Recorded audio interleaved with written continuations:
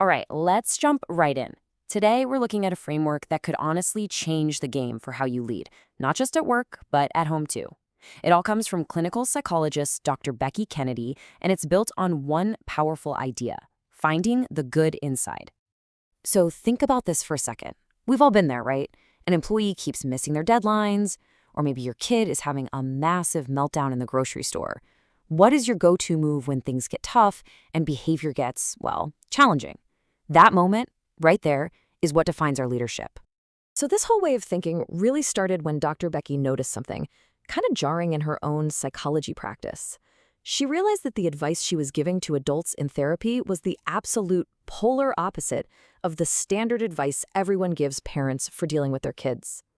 And when you see it laid out like this, the difference is, well, it's pretty shocking. For adults, we're told to get curious, to be supportive. But for kids, the playbook is all about isolation, punishments, consequences. It just doesn't add up. How could the very things that help adults grow and connect be the exact opposite of what we think kids need? And this quote, man, it just hits the nail on the head. All these traditional methods, timeouts, sticker charts, taking away dessert, they're not really designed to build skills or help anyone understand what's going on. They are just tools to control behavior, to make something stop in the moment. That's it.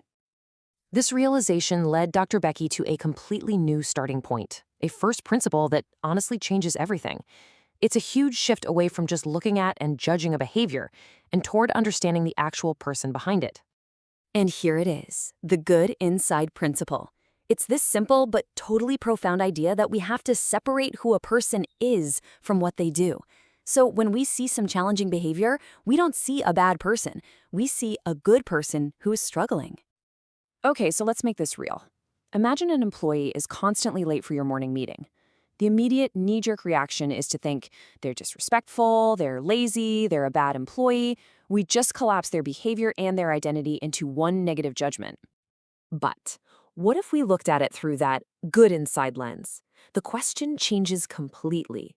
And just that simple reframe from bad employee to a good employee who's having a hard time, it opens the door for curiosity instead of criticism, for connection instead of conflict.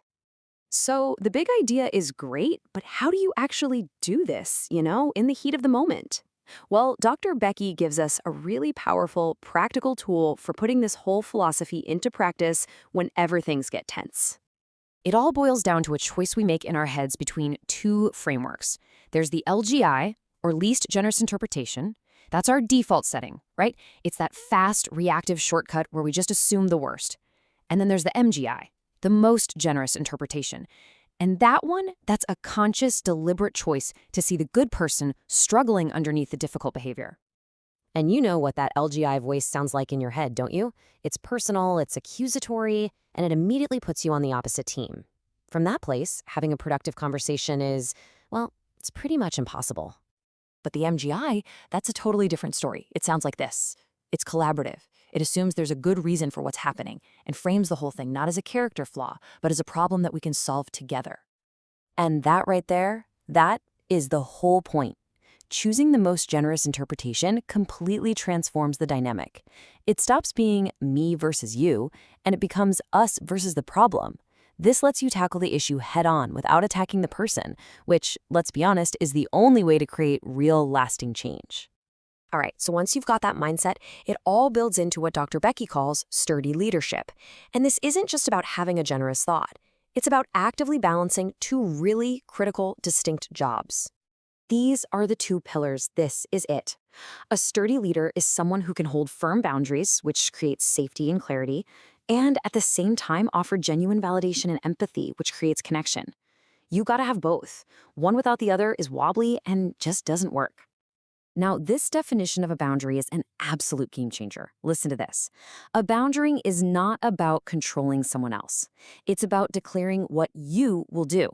The power is 100% in your hands, which means, technically, no one can ever cross your boundary. Look at this example because this is where it really clicks. Saying you have to be on time is a request. Its success totally depends on the other person. But saying, I will start our meeting on time and I won't be repeating what was missed, now that is a boundary.